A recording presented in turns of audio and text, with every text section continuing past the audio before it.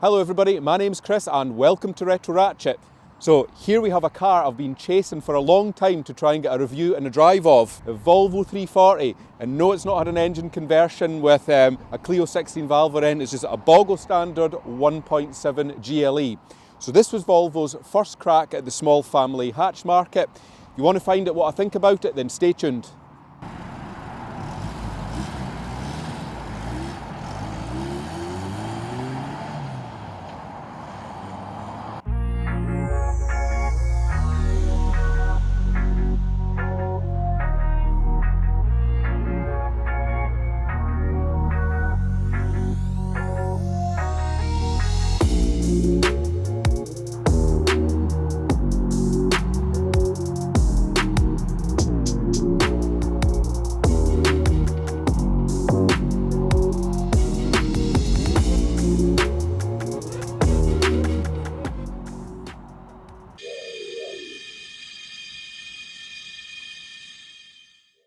So if you have a rare or a retro car and you'd like it featured on the channel, then please reach out in the comments section and definitely remember to like and subscribe. Right, so I guess a lot of you are going to be wondering, why a Volvo 340? What's interesting about one of these? Well, there is a little bit of a backstory.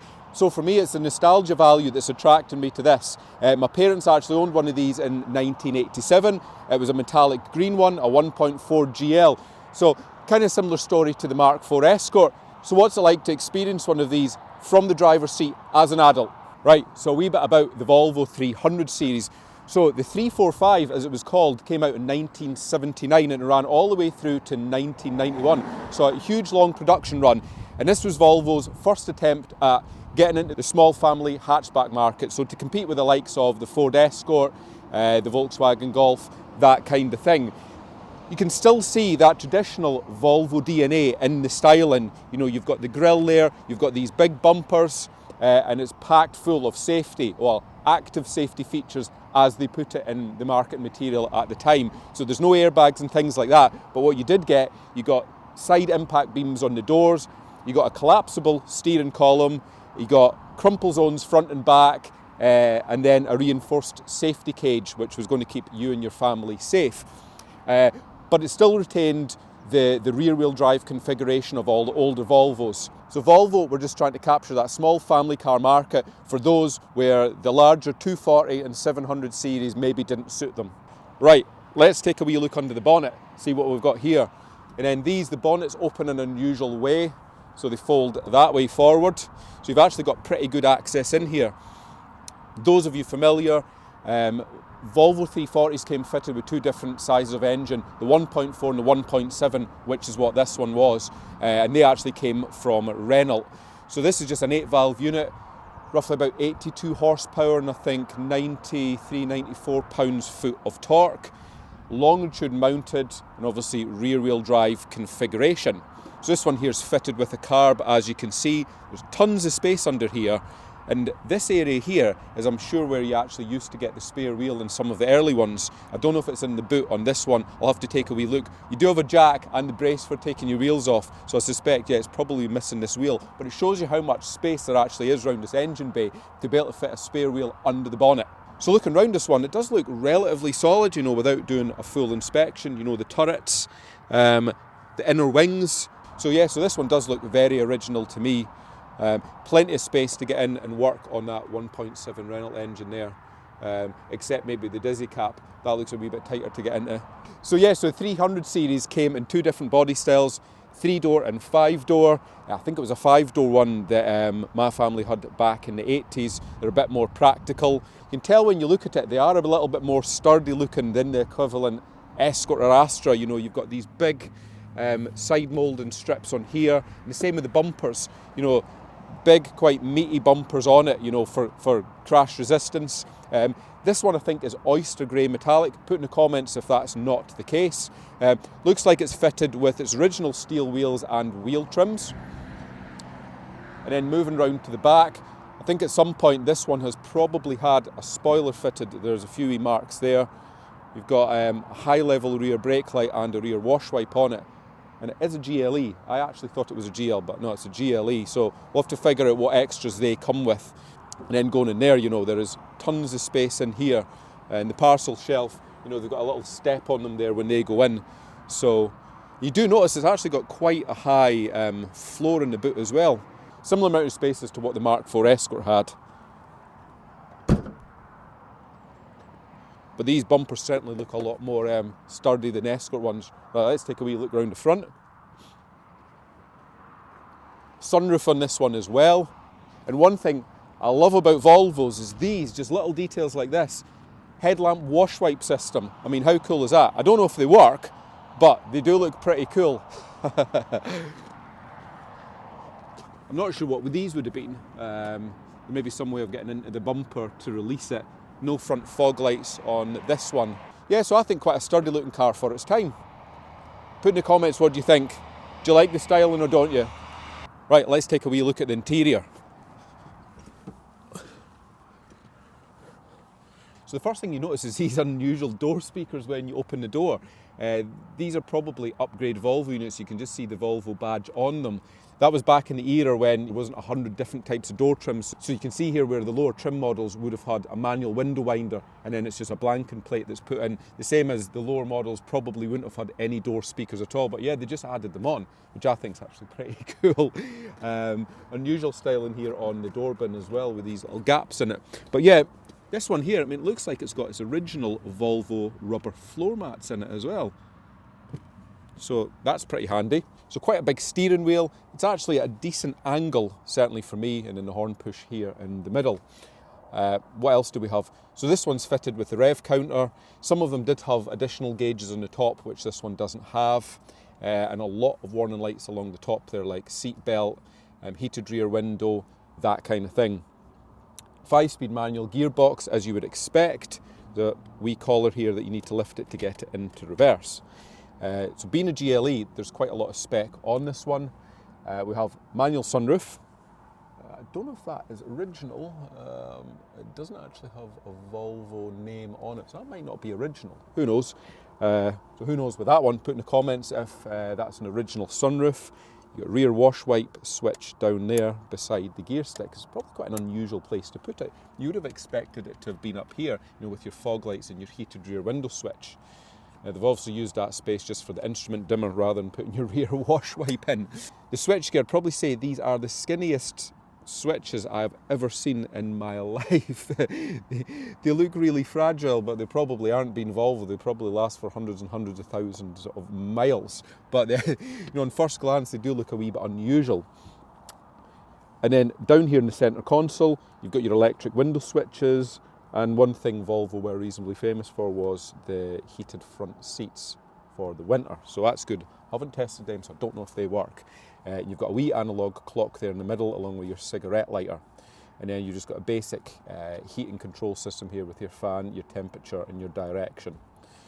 Looking here also, it looks like you've got the original Volvo FM stereo player. I mean, how cool is that? It's great to see something like that that's actually remained in the car. Back when you had security codes from in case somebody wanted to nick your Volvo stereo. The seats themselves are super comfy, as you would expect from any Volvo. You sink right down into them, you know, so it is just like sitting in an armchair. It's not like modern cars where they're totally rigid and there's no giving them. So these are great, and they're really, really wide as well. But yeah, these are really comfy. It'd be interesting to know if these heated seats did actually work on it.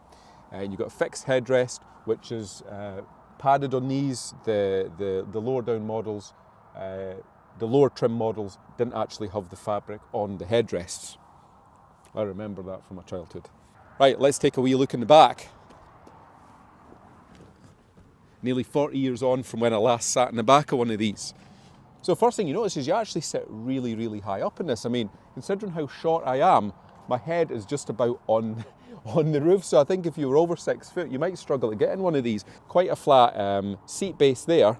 And you've got a wee armrest in the middle. So comfy little place actually. Again, you know, the cushioning is really soft. But yeah, I'm just surprised with the headroom in something like this. But yeah, I think it would be quite comfy to sit in, you know, over long distances. So here we go, my first drive in a Volvo 340. Yeah, so I've been dying to drive one of these for a long time. I guess it's probably the nostalgic value with my parents owning one. And I do remember, you know, as a kid on private ground, having a wee shot, you know, when my dad's driving, you know, doing the steering and stuff like that. So it does bring back fond memories. Right, so let's get into this review. What are my first impressions driving the 340? Super comfy and really light steering. But yeah, it's got these typical big squashy Volvo seats. You know, you could easily do a good few 100 miles in these. Yeah, so you sit quite high up in these, you know, you can see right the way down that bonnet here, and you know, I am quite short, you know, so that's a great advantage of one of these. It is a more upright driving position compared to modern cars, but you know, it still is quite comfy, I would say. The clutch itself, the clutch is actually reasonably light, so I reckon that's probably been replaced at some point. What is obvious is the ergonomics of these, you know, I think there's been a lot of thought put into them. Everything is within good reach. The gears are kind of a perfect distance away. The steering wheel, certainly for me, perfect distance away. You know, all your controls, your heater, your lights, everything like that, you know, it's been well thought out. So yeah, it's a nice comfy environment to be in, I think. That distinctive tone that you get off the 1.7 8-valve Renault unit. It's good character though. But yeah, that clutch is super light, so that's really nice. The gears, so quite a long throw on the gear stick. Yeah, considering its age, you know, a little bit notchy, which you would expect from something like this. So I'm on my standard test driving route here, but we'll not be doing any 0 to 60s in it. It's not that type of car, but we'll give it a little squeeze in second. You know, it picks up all right, you know, that's pretty lively. So the steering, I think, is quite low geared on it. Quite a lot of input to get the car to move around corners. Let's see what the suspension is like over some of the rougher stuff. You definitely wouldn't describe it as stiffened sports suspension, but these were a cruiser, weren't they? They were a family car designed for, you know, cruising about, not blasting about country roads. So yeah, it's all right. So interestingly, so far, you know, there's no knocks or bangs off it. Do we run down here?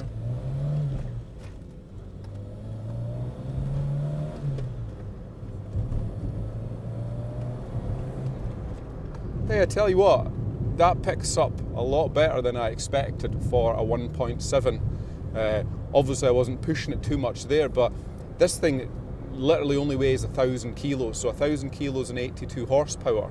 It's really crisp and responsive. It kind of reminds me of that Mark II Astra that I drove a good few months ago. So yeah, that's interesting. Right, so what do I think about the engine? So this 1.7 Renault unit, yeah, like I said earlier, it's got that distinctive tone to it. I've had a few Renaults in my time and they all sound the same from this era. But it certainly seems to be set up to be reasonably torquey. You know, you never did rev Renault engines like this out to get performance out of them. You know, they were quite comfortable just in that mid-range kind of area there, and this one's no different. But it certainly hustles along this country road, no bother at all. And brakes, well, we do have them. No, joking aside, yeah, brakes, no ABS on these. I would imagine it's probably drum brakes on the rear. We'll have a wee look when we stop. But yeah, pedal bite's quite high on this one, so that's good. It's quite predictable, you know, when you're coming up to junctions and the like. But it's a pleasant wee car to drive, you know. It's not going to set the world on fire. You're not going to be doing any traffic light Grand Prix in it. But just as a standard little retro runabout, you know, similar to that 1.6 Mark IV Escort I had, you know, it really fits the bill, I think. You know, it's adequate performance when you put your foot down. Enough power to overtake things, and then, you know, get along country roads at a decent pace. So yeah, so I think the 1.7 one's pretty decent. It'd be interesting to see what the 2 litre was like, and then obviously compare to the 1.4 as well. Yeah, so I have to say, I think I'm pleasantly surprised with the engine and gearbox setup in these. It's the first time I've driven one of these. I've driven loads of Renaults and things in the past and various other Volvos, but never a 340.